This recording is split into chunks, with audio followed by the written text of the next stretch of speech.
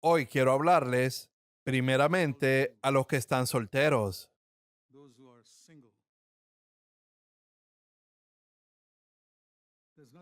No hay nada malo en estar soltero. El matrimonio no es algo esencial. La mayor prueba de ello es que Jesús nunca se casó. Tampoco lo hizo el apóstol Pablo. Él fue el siervo de Dios más grande que leemos en el Nuevo Testamento. Él no se casó. Además, he leído sobre misioneras increíbles, mujeres piadosas que fueron solteras, como Amy Carmichael en la India. Si hubieran estado casadas, nunca hubieran logrado lo que hicieron. Y hay muchos otros ejemplos similares. Así que el matrimonio no es la voluntad de Dios para todos. Los que están solteros no deben sentir que no pueden cumplir la voluntad de Dios hasta que se casen. Admito que es la voluntad de Dios para la mayoría, pero digo esto como una palabra de aliento. También quiero dar una advertencia a las hermanas jóvenes. Vivimos en tiempos muy peligrosos. Hoy en día existe mucha más libertad entre los jóvenes en la sociedad. Por eso las jóvenes corren un gran peligro. Si tienen hijas, deben advertirles. Y las hermanas jóvenes que me escuchan, por favor, tomen en cuenta esta advertencia. En el libro de Cantares, capítulo 8, la novia que representa a la novia de Cristo, en el versículo 8,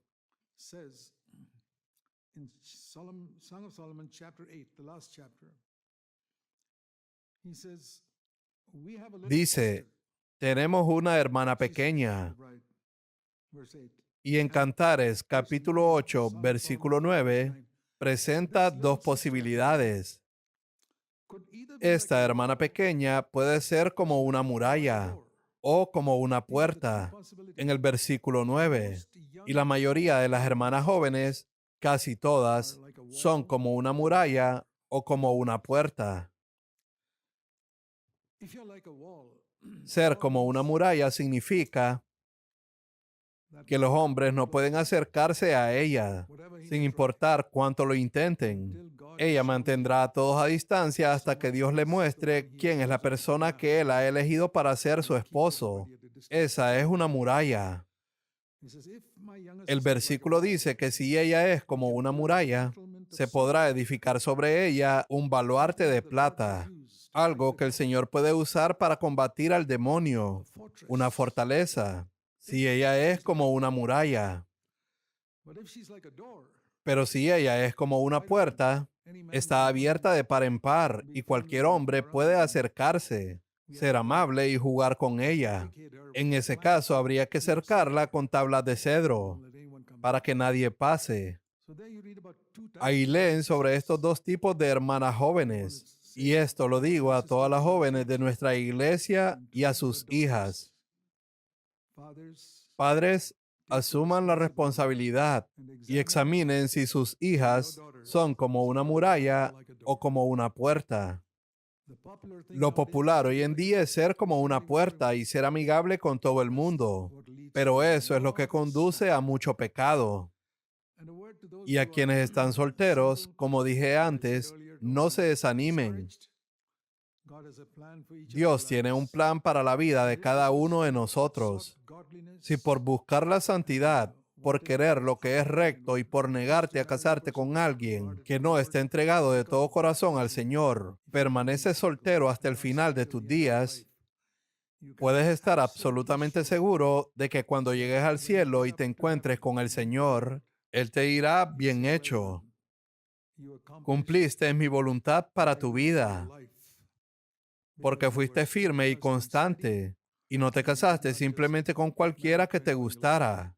Por lo tanto, nadie que esté soltero y termine su vida de esa manera debería desanimarse jamás. Dios tiene un plan y lo cumplirá.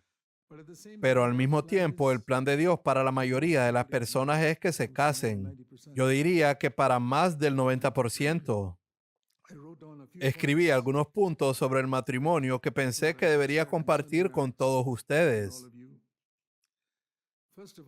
Primero, vamos al libro de Deuteronomio, capítulo 11.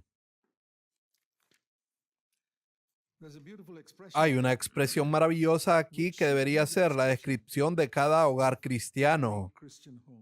Y oren para que su hogar sea así. Deuteronomio capítulo 11, versículo 21. Ahora, la versión Reina Valera 1960 lo traduce exactamente. En la Nueva Biblia de las Américas, que es excelente en casi todos los demás versículos, no lo tradujeron con exactitud, pero lo pusieron en el margen, indicando que esa es la traducción real. Así que lo leeré del margen, porque esta es la traducción real. En Deuteronomio capítulo 11, versículo 21. Para que tus días y los días de tus hijos sean multiplicados en la tierra, en lugar de tierra, lean vida, que el Señor juró darte como los días de los cielos sobre la tierra. ¡Qué expresión! Que la vida en tu hogar sea como los días de los cielos sobre la tierra. Eso es lo que dice el margen de mi Nueva Biblia de las Américas. Así es como está en la Reina Valera 1960. Y esa es la traducción exacta del hebreo. Que tus días sean como los días de los cielos sobre la tierra. Todos los que están casados deberían buscar que su vida juntos sea como los días de los cielos sobre la tierra. Veo que una de las características del cielo es la humildad.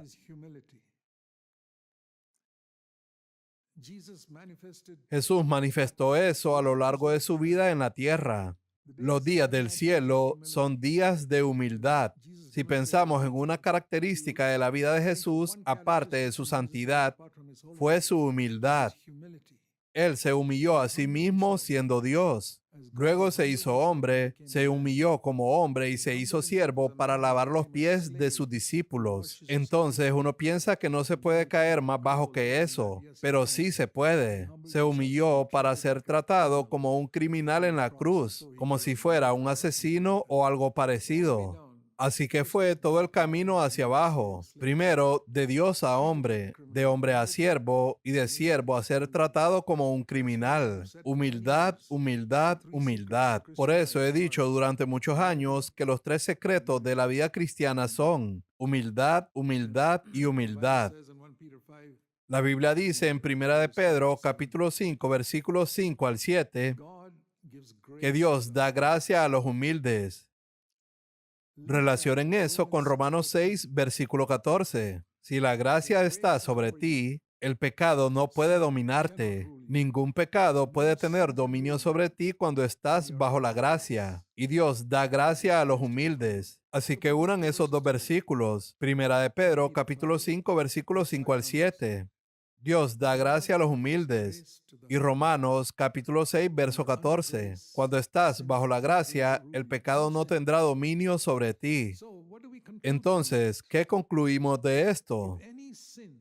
Si algún pecado te está dominando y no puedes vencerlo, ya sea el enojo principalmente, la amargura, la falta de perdón, los rencores, las calumnias o los chismes, si estos pecados te dominan, eso prueba que no estás bajo la gracia. Digas lo que digas, no estás bajo la gracia. Puede que Dios haya sido misericordioso contigo, pero la misericordia es diferente a la gracia. La misericordia es el perdón de los pecados y la gracia es el poder para vencer el pecado. La misericordia existía en el Antiguo Testamento. Salmo 136:1. El perdón estaba allí. Sin embargo, no había victoria, porque en el Antiguo Testamento no tenían la gracia. La gracia vino por medio de Jesucristo, Juan 1, verso 17. Estar bajo la gracia es como estar bajo un techo. Por mucho que llueva, el agua no te toca. Ante cualquier tentación, el pecado no te vencerá si estás bajo la gracia. Así que digas lo que digas o cualquier excusa que pongas por caer en pecado, reconoce primero que no estabas bajo la gracia en ese momento. Recuerdo que en años pasados, cuando no tenía victoria sobre el pecado, al fallar decía, Señor, no te pregunto por qué fallé. Ya lo sé. Es porque no estaba bajo la gracia en ese momento. Y ni siquiera pregunto por qué no estaba bajo la gracia, porque sé que en algún punto fui orgulloso. Solo muéstrame en qué fui orgulloso. Este es mi hábito. Cada vez que fallaba en algo, pequeño o grande, iba a Dios y le decía, Señor, no te pregunto por qué fallé, porque lo sé. No estaba bajo la gracia. Y sé por qué no recibí gracia. Solo dime en qué fui orgulloso. Así que la próxima vez que peques en algo, ya sea en tus pensamientos, actitudes o intenciones, no le pidas nada a Dios. Solo dile, Señor, solo muéstrame en qué fui orgulloso.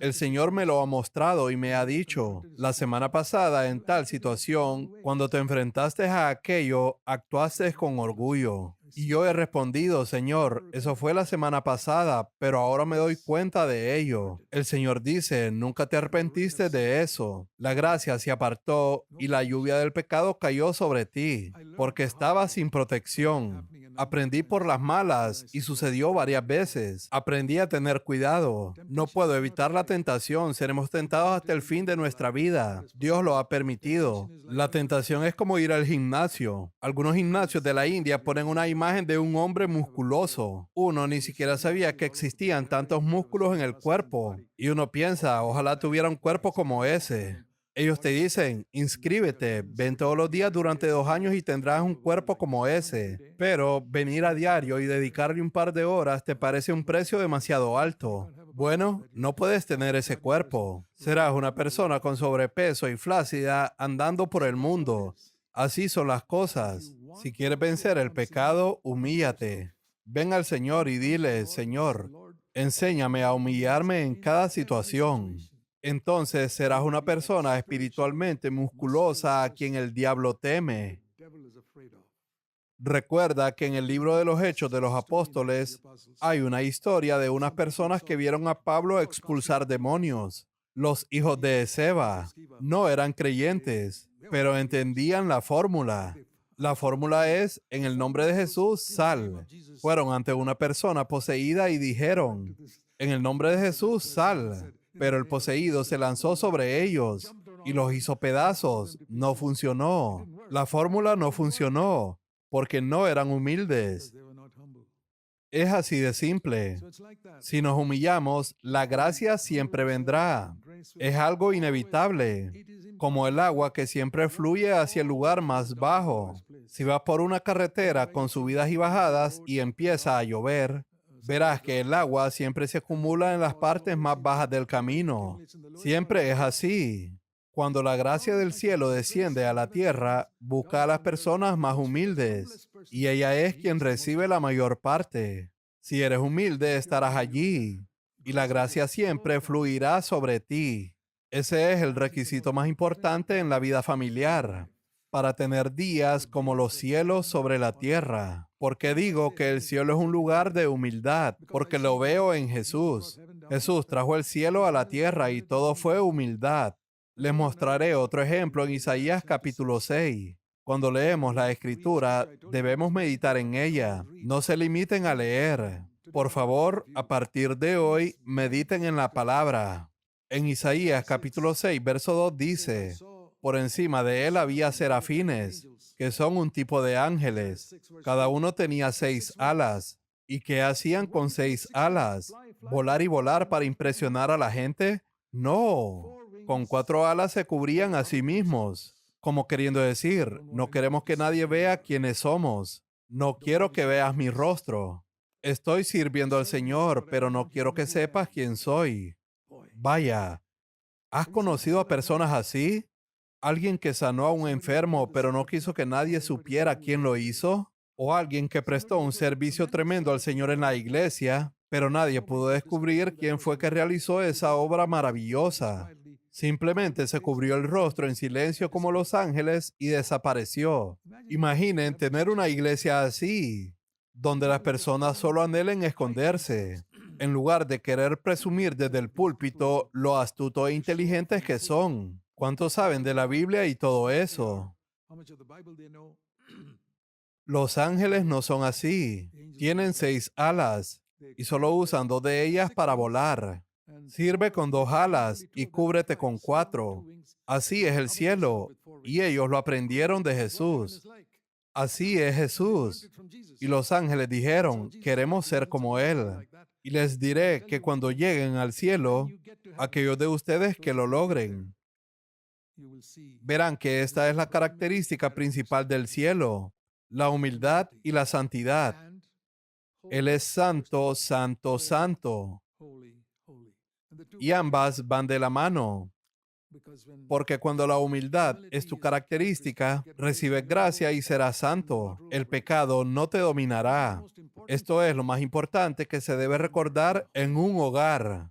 Lo que un esposo y una esposa necesitan es humildad. No clases sobre relaciones matrimoniales. Necesitan humildad. Dios dará la gracia para que su relación sea maravillosa, como días del cielo sobre la tierra.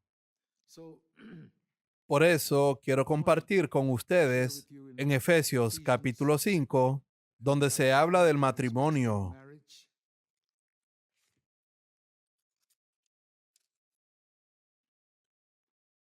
Leemos en Efesios capítulo 5 sobre ser llenos del Espíritu Santo. Efesios capítulo 5 versículo 18 dice, no se embriaguen con vino, sino sean llenos del Espíritu.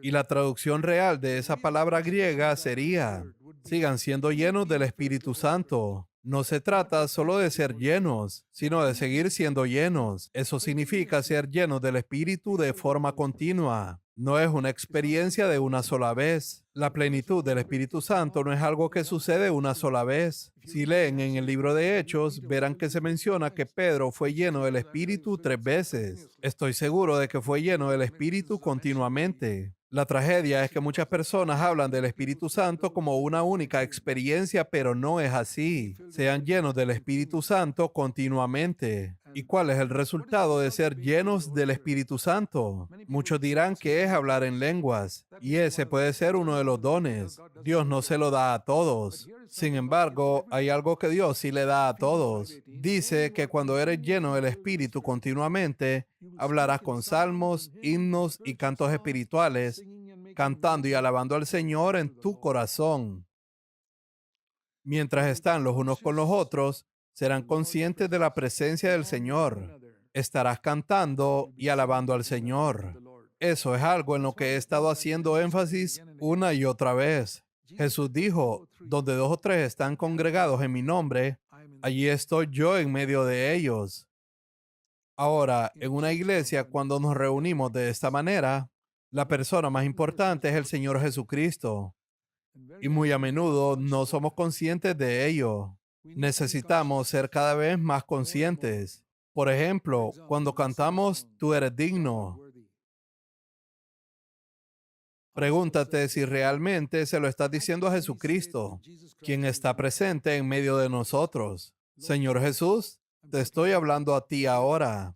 Estás aquí, no puedo verte, pero estás aquí. Tú eres digno. Toma mi vida y que sea para ti. Señor, no estoy cantando para que todos me oigan. Tú estás aquí, te lo digo de corazón. Toma mi vida y que sea consagrada a ti, Señor. Piensa que si cantaras cada himno de esa manera, volverías a casa mucho más bendecido de lo que sueles estar la mayoría de los domingos. Te daré un ejemplo. Antes en nuestra iglesia nunca teníamos proyecciones en la pantalla. En aquellos tiempos no existían. Teníamos un libro de himnos. Así que el líder decía, cantemos el himno número tal. Recuerdo que una vez después de terminar una canción sentí, Señor, esa canción estaba dirigida a ti, pero ni siquiera fui consciente de que estabas aquí. Simplemente me gustó la melodía, aplaudí, me moví al ritmo y la canté sin pensar siquiera que aunque decía, toma mi vida y que sea para ti, tú estabas presente. Para cuando pasaron al siguiente himno, ¿sabes qué hice? Regresé al himno anterior. No alcé la voz. Todos los demás estaban cantando el siguiente himno, pero yo volví al anterior. Y en voz baja dije, Señor, lo siento. No lo dije en serio la última vez que lo canté, pero quiero decírtelo suavemente a ti ahora mismo. Y volví a cantarle toda esa canción al Señor mientras los demás cantaban la siguiente. Momentos como ese me han ayudado a cantar con más sentido. No importa si mi entonación es incorrecta. Le estoy cantando a Jesús. Queridos hermanos y hermanas, por favor tomen en serio estas palabras. Les garantizo que marcarán una diferencia en sus vidas. Es probable que las olviden. Yo mismo la he olvidado muchas veces, pero me las he recordado constantemente. Y hoy en día puedo reconocer la presencia del Señor en casi todas las reuniones de los domingos. Tomó tiempo. Fueron muchos meses de práctica antes de que me diera cuenta de que ahora, cuando canto, Jesús está aquí. Tú eres digno. Ya no soy consciente de los demás. Señor Jesús, te digo esto a ti. Por favor, queridos hermanos y hermanas, tomen esta exhortación en serio. Les garantizo que dentro de un año serán personas diferentes. Si tan solo practican una cosa, piensen que un doctor les da una receta médica y les dice que en un año estarán mucho más sanos que ahora. Aprendan a cantarle a Jesús. Y si tú eres el líder de una iglesia, recuérdaselo a la gente de vez en cuando. Pregúntales, ¿le cantaste a Jesús esa última canción? No dudes en preguntar. Recuérdaselo, pero sin condenarlos. Imaginen si el presidente de los Estados Unidos o algún dignatario estuviera sentado aquí en la primera fila. Les aseguro que durante toda la reunión serían conscientes de que esa persona está ahí, porque no somos conscientes de la presencia de Jesucristo, el Dios de dioses y Rey de reyes. No le reverenciamos lo suficiente. Muchos cristianos no tienen reverencia al Señor. Eso es lo que hace falta. En muchas iglesias la gente piensa que lo que falta es el dinero y no dejan de pedirlo.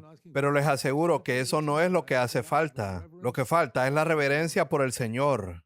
Dice en Efesios 5, versos 18 y 19, sean llenos del Espíritu Santo cantando y alabando con su corazón al Señor. Ese será el resultado de ser llenos del Espíritu Santo. Primero, alabarán al Señor cuando canten. Y segundo, siempre darán gracias. Dar gracias es una cosa, pero dar gracias siempre por todas las cosas es un nivel completamente distinto. Un nivel totalmente superior. Dar gracias es un nivel. Dar gracias siempre es otro nivel. Pero dar gracias siempre por todas las cosas es un nivel asombroso.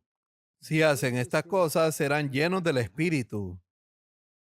Bien, el siguiente resultado de ser llenos del Espíritu Santo está en Efesios 5, verso 21. Sométanse unos a otros. No intentarán ocupar el primer lugar ni tratarán de reprimir a la otra persona para demostrar que son mejores que ella. Si te levantas a compartir la palabra después de que alguien más lo hizo, no intentes demostrar que eres mejor predicador que él. Ese es el espíritu del diablo. Hay personas que vienen a la iglesia y cuando hay varios compartiendo la palabra, quieren demostrar que lo hacen mejor que la persona anterior.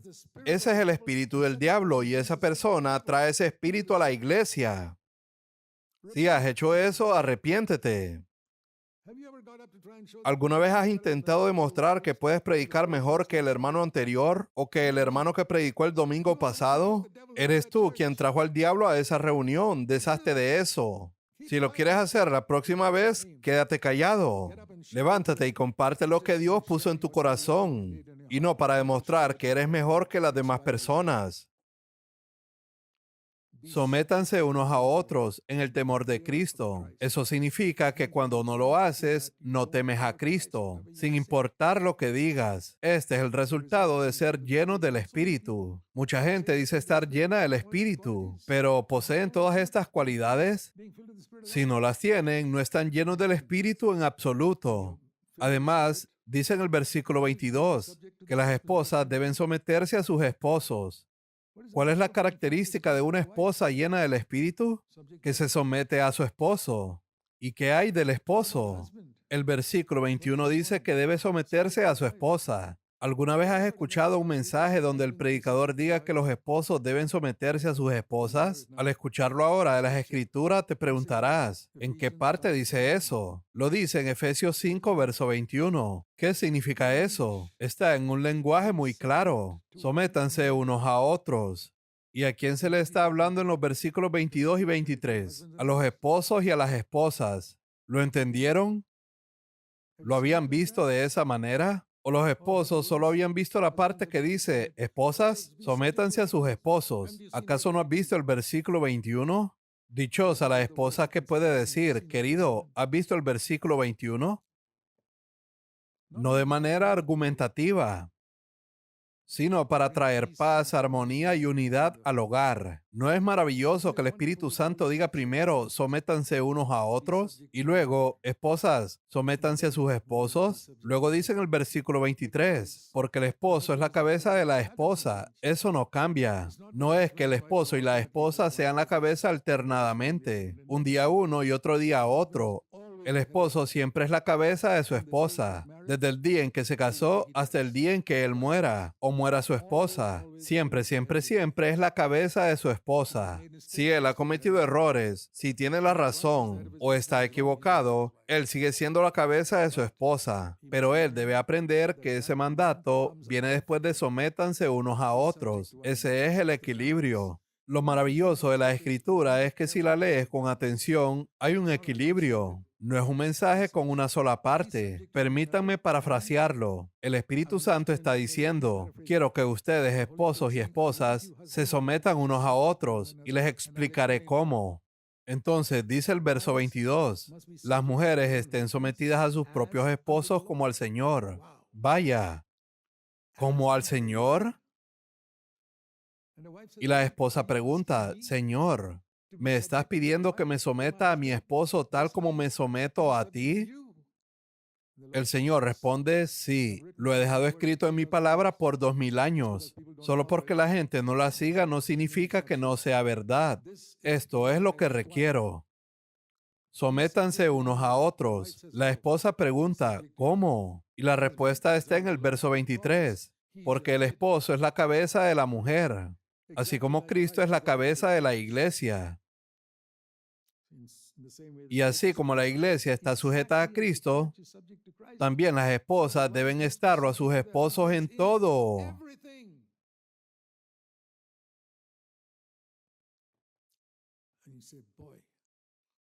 Podrías pensar, vaya, qué estándar tan difícil debe cumplir una esposa. Pero esperen, escuchen lo que Dios le pide al esposo. Eso todavía es más exigente. ¿De qué manera debe el esposo someterse a su esposa? Esta es la explicación detallada del verso 21. Esposos, amen a sus esposas. Eso es fácil, pero no se detiene ahí. Dice, así como Cristo amó a la iglesia. Yo digo, Señor, es más fácil para la esposa someterse a su esposo que el esposo ame a su esposa como Cristo amó a la iglesia. Medita en eso. ¿Creen que a un esposo le resulta fácil amar a su esposa exactamente como Cristo amó a la iglesia y se entregó a sí mismo por ella? Esta es la explicación detallada del versículo 21. Sométanse unos a otros. Si pensabas que era difícil para las esposas, es mucho más difícil para los esposos. Así que permítanme repetirlo. Sométanse unos a otros. ¿Cómo debe someterse la esposa al esposo? Exactamente como la iglesia lo está a Cristo. Eso está claro. ¿Cómo debe el esposo someterse a la esposa? Amándola exactamente como Cristo amó a la iglesia y se entregó a sí mismo por ella para santificarla. El esposo debe entregarse de tal manera a su esposa que ella se vuelva más santa, como resultado de que él sea una autoridad en el hogar. Esposos, ¿está ocurriendo esto en sus hogares? ¿Eres una autoridad tan firme en tu hogar que tu esposa se vuelve más santa porque tú eres la cabeza del hogar? Amen a sus esposas así como Cristo amó a la iglesia, para santificarla, habiéndola purificado por el lavamiento del agua con la palabra, a fin de presentársela a sí mismo, en toda su gloria, sin que tenga mancha, ni arruga, ni cosa semejante, sino que fuera santa e inmaculada. Yo digo, Señor, es más fácil ser la esposa. Gracias. Hacer que mi esposa sea santa y pura, sin mancha y sin arruga. Así es como un esposo debe estar sometido a su esposa. Bueno, tal vez has escuchado algunas cosas nuevas aquí que no escuchan en otras iglesias. En CFC escuchamos muchas cosas que no se escuchan en otras iglesias, pero si están en la palabra, si lees con atención las encontrarás. Y nunca en mi vida he predicado algo que no esté en la palabra de Dios. Más adelante en el versículo 29 dice que el esposo debe sustentar y cuidar a su esposa como Cristo lo hace con la iglesia. Todos ustedes esposos están sustentando y cuidando espiritualmente a su esposa exactamente como Cristo sustenta y cuida a la iglesia. ¡Qué estándar tan alto! Y todo el tiempo hemos pensado que las esposas tenían la tarea difícil al tener que someterse a los esposos, pero no. Ambas tareas son igualmente difíciles. Someterse al esposo exactamente como la iglesia lo está a Cristo, ¡qué estándar! Sustentar y cuidar a la esposa, santificarla, amarla y entregarte a ti mismo por tu esposa, tal como Cristo se entregó por la iglesia, ¡qué estándar! El problema es que estas cosas no se predican en la mayoría de las iglesias. Ese es el problema. Eso siempre ha estado en tu Biblia, pero la leemos de manera muy superficial. ¿Recuerdan el versículo que les mostré antes? Bienaventurado el que medite en la ley del Señor día y noche, porque todo lo que haga prosperará. Muéstrenme a un esposo que medite en este pasaje día y noche, y todo lo que haga en su hogar prosperará. Muéstrenme a una esposa que medite en esto día y noche, y todo lo que haga en su hogar prosperará. ¿Quieren que su hogar prospere espiritualmente? ¿Quieren que sus hijos crezcan en un hogar que prospera espiritualmente? Sé que han ganado mucho dinero y pueden proveer muchas cosas materiales, pero ¿qué hay de la prosperidad espiritual? Esta vendrá si sigues este principio. Es un estándar tremendo. Yo aún no lo he alcanzado, pero lo estoy intentando. Lo digo de todo corazón. Como esposo lo estoy intentando. He visto la meta y como dijo Pablo en Filipenses 3, versos 12 al 14, no es que ya lo haya alcanzado, pero prosigo hacia la meta. Animo a todos los esposos y esposas a que se esfuercen por alcanzar esta meta y descubran lo que realmente significa, porque el resultado final será glorioso. ¿Con qué empezamos? Con la promesa de vivir días de los cielos sobre la tierra. Es algo maravilloso. Piensen en cómo Jesús se sometió con alegría a su Padre, aceptando cualquier cosa que él quisiera. Ve a Belén y nace en un establo. Usa un pesebre como una cuna dentro de un cuerpo de un bebé. Y Jesús respondió, sí, Padre. Así, en ese pequeño cuerpo y acostado en un establo, rodeado de estiércol y del riesgo de infecciones como el tétanos, y allí mismo se entregó. Este es el Hijo de Dios. El Dios Todopoderoso no encontró un lugar mejor en todo Belén para que naciera su Hijo. La razón fue que Él debía estar por debajo de todos, para solo así poder levantarnos. Creo de todo corazón que ningún ser humano ha nacido en una condición más humilde que Jesucristo, precisamente porque se puso por debajo de cada persona y así pudo levantarnos a todos. Hay ancianos que quieren bendecir a sus iglesias. Les diré cómo, hermanos. Pónganse debajo de ellos y levántenlos. Hay personas que quieren ser ancianos. Busca estar por debajo de todos y serás un anciano. El problema es que la gente quiere estar en la cima. Quieren ser como los gobernantes del mundo que dominan a los demás. Los reyes y los gentiles actúan así. El Señor les dijo a sus discípulos, ustedes no deben ser como ellos. El que quiera ser grande entre ustedes debe ser el servidor de todos. Esa es la única manera en la que podemos tener un hogar donde nuestros días sean como los días de los cielos sobre la tierra. Permítanme mencionar algunos puntos que anoté para recordárselos a todos. Acerca del amor que se tienen el uno al otro. El matrimonio es como una casa de 2 pisos. El fundamento es el amor perfecto de Dios por mí. Nunca deben dudar del amor de Dios por ustedes. En el primer piso, o lo que en la India llamamos la planta baja, está el amor de ustedes por el Señor. Y en el siguiente piso está el amor que se tienen el uno al otro. Así que el fundamento es el amor de Dios por nosotros. La planta baja o primer piso es nuestro amor por el Señor. Y sobre eso, el amor del uno por el otro.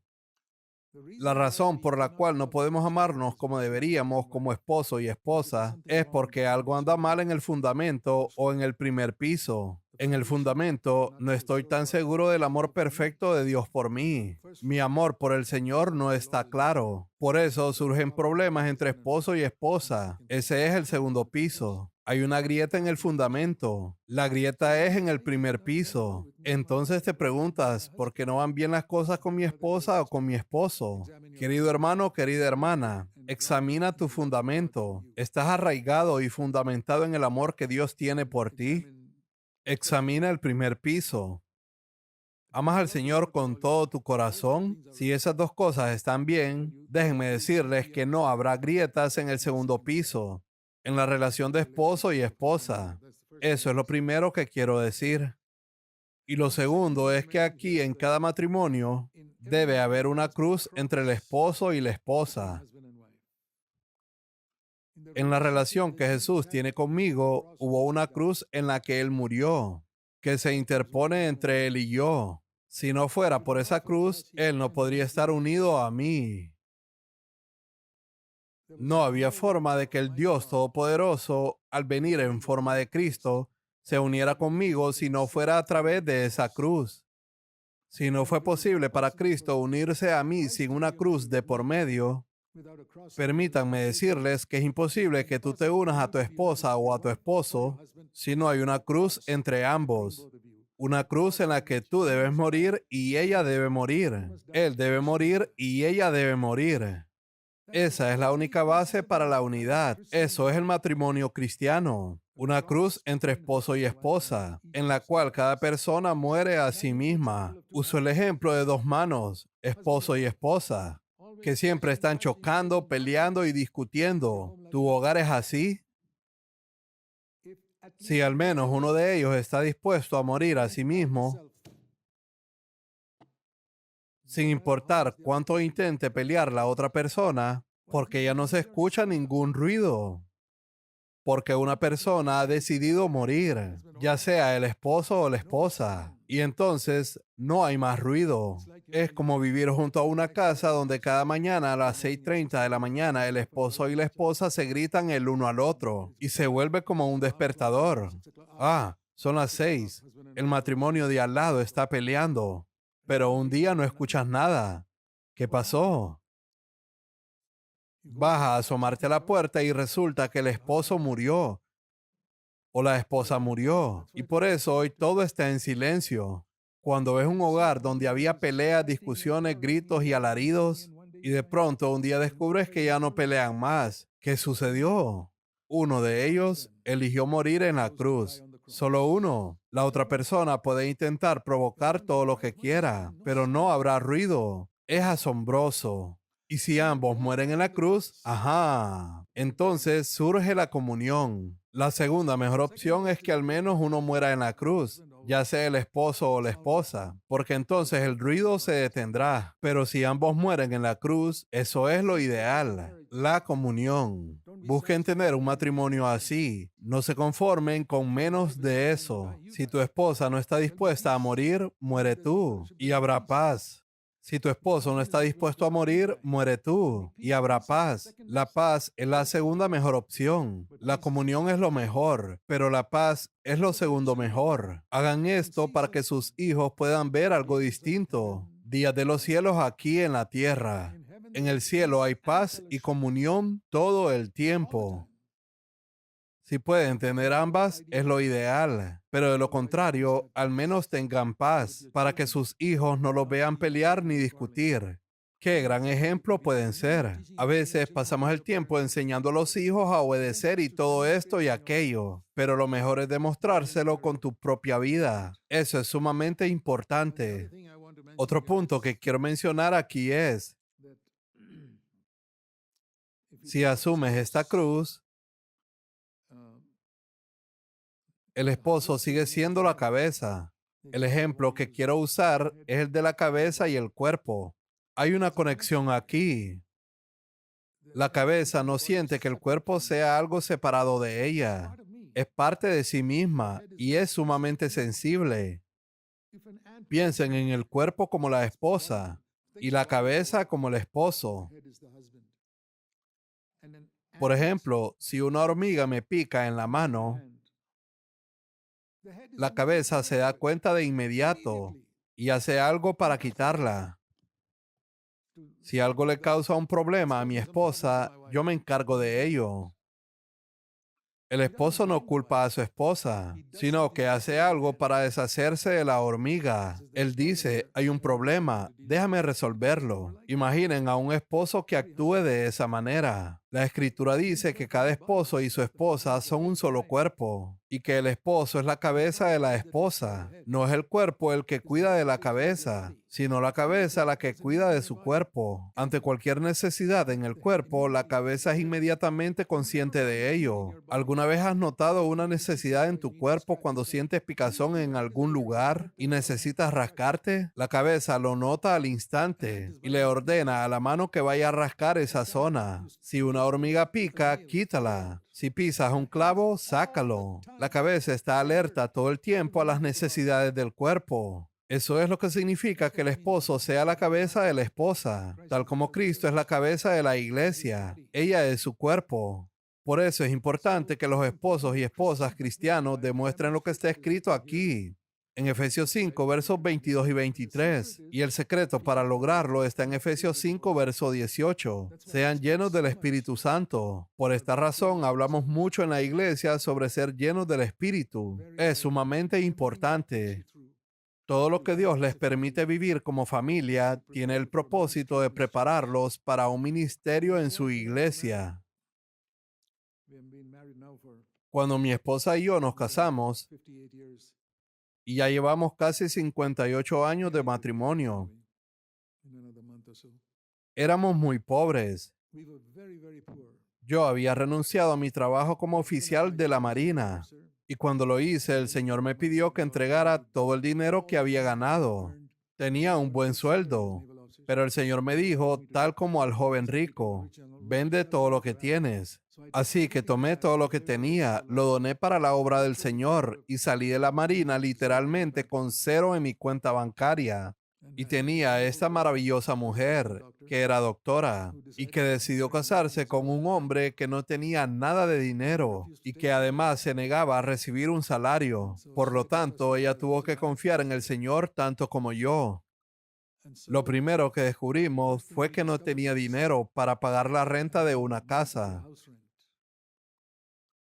Toda mujer al casarse anhela tener un hogar propio, pero yo no pude darle eso a mi esposa porque estaba sirviendo al Señor. Fue simplemente parte del precio que tuve que pagar por servir al Señor y parte del precio que ella tuvo que pagar por casarse con un siervo del Señor. Al principio no fue nada fácil. Vivimos en la casa de mis padres porque tenía una habitación disponible, pero ese no era el hogar de ella. Por eso su sacrificio fue mayor que el mío. No sé si alguno de ustedes ha pasado por la experiencia de casarse y no poder costear una casa a donde llevar a su esposa. Bueno, así nos sucedió a nosotros.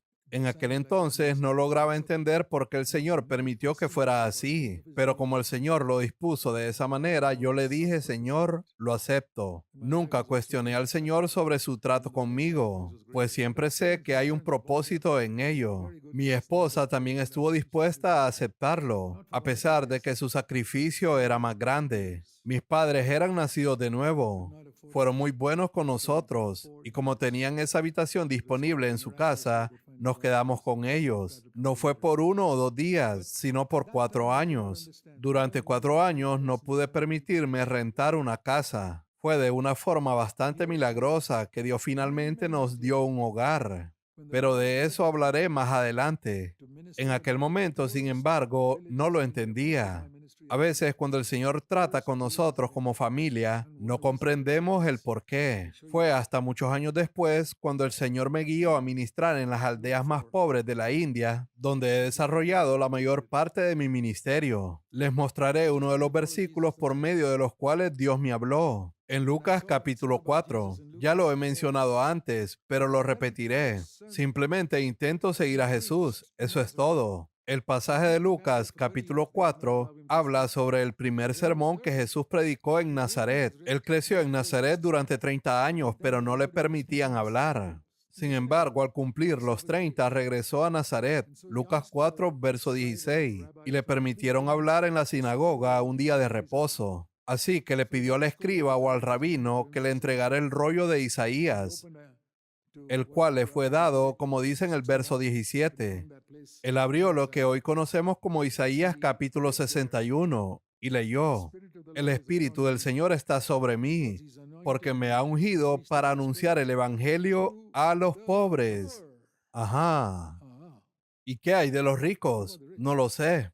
Pero él vino primordialmente a predicar el Evangelio a los pobres. Eso me marcó profundamente. Muchas personas han leído ese pasaje, pero no les ha impactado de la misma forma. Noté que todos los evangelistas extranjeros que venían a la India, ya fueran estadounidenses, alemanes, ingleses o australianos, siempre predicaban en las ciudades. Sus grandes cruzadas y campañas siempre las hacían en las grandes ciudades donde vive la gente adinerada. Venían a predicar el Evangelio a los ricos. No hay nada malo en ello. Ellos también necesitan escuchar el Evangelio y muchos se convierten. Pero yo leí este versículo y sentí que el Señor me decía: no te he llamado a hacer campañas en ciudades, sino ir a los pobres. Sigue mi ejemplo. Yo lo acepté y mi esposa también. Y les diré por qué la elegí a ella. Ella estudió en la mejor facultad de medicina en la India y decidió ir a trabajar con los leprosos. Hasta ese momento, ninguna mujer médico había trabajado en aquel hospital de leprosos. En aquel entonces se sabía que la lepra podía tardar años en manifestarse y nadie quería casarse con una mujer que trabajara allí por temor que se desarrollara la enfermedad tiempo después. Pero yo dije, quiero a una mujer como ella, que se preocupe por los pobres, especialmente por los leprosos, porque en la India son lo más bajo entre los pobres. Entonces decidimos predicarles el Evangelio. Ella nunca contrajo lepra ni yo tampoco. Así que prediqué el Evangelio a los pobres. El otro versículo con el que Dios me habló está en Mateo capítulo 11. A veces recibes otra palabra como confirmación. Lees algo y luego dices, Señor, confírmamelo. Entonces leí en Mateo capítulo 11 cuando Juan el Bautista estaba en la cárcel y se preguntaba por qué Jesús no lo había liberado de la cárcel. El entendimiento de ellos en el Antiguo Testamento era que el Mesías es todopoderoso. Él nos libró de los egipcios. El Mesías vendrá y me librará de Herodes y de todos los demás. Pero aquí está Juan en la cárcel, dudando, y comenzó a perder la fe. Él había escuchado la voz del cielo diciendo, este es mi hijo amado. Había visto al Espíritu descender como una paloma, pero perdió la fe en la cárcel. Esto sucedió porque él era un hombre del Antiguo Testamento. Pensaba que la liberación de Dios siempre significaba ser libre de la opresión del hombre. Por eso leemos en Mateo capítulo 11 versículos 1 al 3. Juan el Bautista envió a sus discípulos para que le preguntaran a Jesús, ¿eres tú el Mesías a quien hemos esperado o debemos seguir buscando a otro? ¿Pueden imaginar a Juan el Bautista dudando después de haber escuchado la voz del cielo? Algunos pensamos que si escucháramos una voz del cielo jamás volveríamos a dudar, pero Juan el Bautista, siendo mejor hombre que nosotros, dudó. Estas son las señales, versículos 4 y 5. Vayan y cuenten a Juan lo que oyen y ven. Los ciegos reciben la vista y los cojos andan. Los leprosos quedan limpios, los sordos oyen. Los muertos son resucitados y a los pobres se les anuncia el Evangelio. Él dijo, todos los demás van a los ricos, pero acá hay hay una señal. A los pobres se les predica el evangelio. Esos son los dos versículos con los que Dios me habló. Me llamó a ir a predicar a la gente pobre de la India, en las aldeas más pobres. Allí fue donde el Señor nos envió. Annie dirigía clínicas médicas para personas que vivían en lugares donde no había ni una farmacia, ni consultorios, ni doctores. Durante 25 años mantuvimos esa labor. Año tras año dirigimos esas clínicas para personas pobres y realmente pudimos ayudar a mucha gente. Atendimos a personas con quemaduras, como una mujer que intentó quitarse la vida porque su esposo la maltrataba. No murió, pero sus manos quedaron gravemente quemadas y tuvimos que operarla. ¿Y qué mujer tan transformada se volvió cuando aceptó al Señor? Entonces el Señor me mostró, al ir a esas aldeas pobres, que había mucha gente ahí que era tan pobre. Muchos eran tan pobres que al casarse no podían rentar una casa y tenían que vivir con sus padres. Y el Señor me dijo, ahora tú puedes ser un precursor para ellos. Ajá.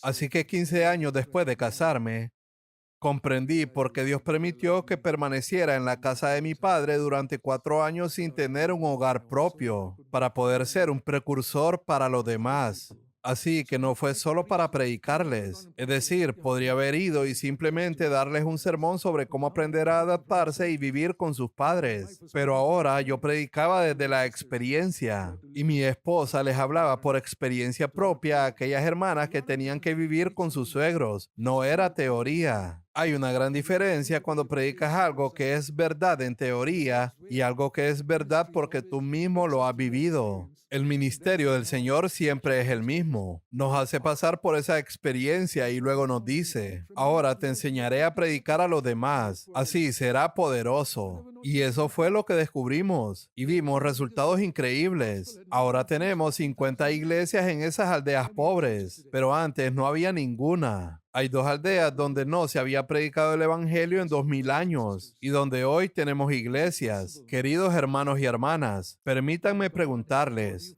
¿es posible que Dios los haya llamado para un ministerio asombroso y haya querido entrenarlos para ese ministerio desde que eran jóvenes? Yo fui llamado a los 24 años, pero tal vez ustedes digan, no puedo pagar un precio tan alto. Lo siento. Y el Señor dice, ¿no estás dispuesto a pagar ese precio? Está bien, no te molestaré. Vive una vida cómoda. Irás al cielo, pero por toda la eternidad lamentarás haber perdido el mejor plan que Dios tenía para tu vida, solo porque querías un poco de comodidad y facilidad. Yo dije, Señor, nunca quiero tener ese arrepentimiento en la eternidad. Estoy dispuesto a pasar por cualquier dificultad o cualquier prueba o cualquier incomodidad. No quiero tener un arrepentimiento en la eternidad por no haber servido a mi Señor de todo corazón. No le puse condiciones como te serviré si cumples esto o aquello. Cero condiciones. Señor, aquí tienes un cheque en blanco. Escribe lo que quieras. Soy tu siervo. Creo que Dios quiere que muchas personas le sirvan de esa manera, incluyéndote a ti, hermano mío. No tienes que estar a tiempo completo. Puedes hacerlo en tu empleo secular. Pablo no era un predicador asalariado. Él trabajaba con sus propias manos. Era un hombre de negocios que hacía tienda. Y como hombre de negocios servía al Señor. Yo mismo, con la pequeña herencia que recibí de mi padre, la invertí y me hice cargo de ella. Así fue como nos sustentamos durante 40 años en la India. Tuvimos que ser cuidadosos, sabios y evitar cometer errores. Y Dios cuidó de nosotros. Se trataba de hacer negocios y servir al Señor al mismo tiempo, tal como lo hizo Pablo. Creo que es posible que todos ustedes sirvan al Señor si le dicen, Señor, te entrego un cheque en blanco. Ya saben lo que eso significa. Pon el precio que sea necesario. Yo lo pagaré. Les diré una cosa. Puede que su vida sea un poco más limitada y sacrificada en esta tierra, pero cuando lleguen al cielo, no se arrepentirán de nada. Dirán, Señor, gracias porque en esta corta vida de 100 años que me diste en la tierra, viví totalmente para ti. Y ahora tengo millones de años en la eternidad para regocijarme contigo. De lo contrario, cuando lleguen al cielo y recuerden, dirán, Señor, ¿cuántas condiciones te puse? No pude hacer esto ni aquello por ti en esos 100 años. Y entonces tendrán 1,000,000 de años para lamentarlo, deseando haber actuado diferente. Dirán, Señor, ¿puedes darme otra oportunidad de volver a la tierra? Pero no, no puedes volver a la tierra. Solo tenemos una vida y pronto pasará. Solo cuando cumples la voluntad de Dios, has logrado algo en tu vida. Parejas casadas, hagan de su hogar un lugar donde Cristo sea el Señor. Enseñen a sus hijos a poner a Cristo en primer lugar desde el primer día. Lean las Escrituras con ellos y llévenlos a la iglesia con regularidad. Recuerdo que cuando algunos de mis hijos tenían examen un lunes, me decían, papá, mañana tenemos examen, tenemos que estudiar el domingo. Yo les decía, olvídalo, ven conmigo a la iglesia, no me importa si repruebas el examen. Dios te ayudará mañana, no te preocupes. Vamos a la iglesia porque no vamos a faltar a una reunión solo porque tengas que prepararte para un examen de mañana. Ninguno de mis hijos ha reprobado jamás un examen. ¿Creen en la promesa de 1 Samuel capítulo 2, verso 30? A menudo enseño esto a muchas personas porque es una referencia fácil de recordar. Yo la llamo el 1230. ¿Puedes recordarlo? 1 Samuel capítulo 2, versículo 30 dice: yo honraré a los que me honran. Esta es la promesa bajo la cual he vivido por muchos años. Si quieres que tu hogar sea un hogar que se sienta como el cielo en la tierra, sigue este 1230. 1 Samuel capítulo 2, verso 30. Yo honraré a los que me honran. Así es como yo le diría al Señor. Tú creaste a Adán hace 6,000 años y has tenido a tanta gente viviendo en esta tierra. Millones de personas en estos 6,000 años. Y ese principio siempre ha sido verdad, aunque solo está escrito en 1 Samuel 2, verso 30. Ha sido una realidad desde los tiempos de Adán. Dios honra a quienes lo honran. Por eso le digo al Señor, en esta situación y hasta donde entiendo, estoy intentando honrarte. Señor, según lo que entiendo, busco honrarte y esto me ha costado sacrificios, inconveniencias y muchas dificultades, pero mi intención es honrarte. Y creo que de acuerdo con tu promesa, tú me honrarás. No tengo la menor duda. Hay muchas oraciones que no sé si Dios responderá o no, porque no sé si es su voluntad, pero esto es definitivamente su voluntad. Yo honraré a los que me honran. Así que no le estoy pidiendo ganancias ni dinero. Le digo, Señor, te pido que me honres porque yo te he honrado a ti. Y luego le digo así para fortalecer mi propia fe. Padre, si no me honraras en esta situación, será la primera vez en 6,000 años que rompes tu promesa. ¿Sabes por qué lo digo de esa manera? Para fortalecer mi fe. Sé que Dios no romperá su promesa. Si en 6,000 años Él no ha roto esa promesa, no la va a romper hoy conmigo. Si yo le honro, Él me honrará. Querido hermano y hermana, pruébalo en tu propia vida. Honra a Dios según tu capacidad. Por ejemplo, en tu trabajo, hónralo. No trates de conservar tu empleo comprometiendo tus convicciones en la oficina. Asume el riesgo de defender al Señor. Yo hice eso muchas veces en la Marina, casi al punto que me enviaran a la cárcel. En el ejército, si desobedeces la orden de un oficial superior, no te echan de la Marina, sino que te mandan a la cárcel, porque esa es la forma que enseñan la obediencia inmediata en el ejército. Me enfrenté a eso muchas veces, pero nunca fui a la cárcel. Cuando decía, Señor, voy a mantenerme firme por ti, y el oficial superior me ordenaba hacer otra cosa, yo respondía, lo siento, Señor. Soy cristiano y no puedo hacerlo. Lo siento, Señor. Dios me ha dicho que haga esto y tengo que cumplirlo. Yo tenía 2 insignias y el hombre con el que hablaba tenía 4. Era un oficial al mando de alto rango, pero Dios nunca me ha fallado. Una y otra vez se cumplió, que a los que me honran, yo los honraré. Yo decía, Señor, estoy listo para ir a la cárcel, pero no voy a ceder a hacer esto malo. Tengo que hacer lo que tú me has dicho. Pasé por muchas situaciones similares. Queridos hermanos y hermanas, no les hablo de teoría. Les hablo desde la experiencia propia que viví cuando tenía 24 años y era un joven oficial naval. Si yo honraba a Dios, Dios me honraba. Eso fue lo que me dio las fuerzas para renunciar a mi trabajo y decir, creo que el Señor cuidará de mí. Recuerdo a uno de mis compañeros oficiales que era hindú. Cuando me vio presentar mi renuncia para irme, me preguntó, Zach, ¿de qué vas a vivir? Yo le respondí, cuando estaba en la Marina, el primero de cada mes, mi salario llegaba automáticamente a mi cuenta bancaria. No tenía que pedírselo a la Marina.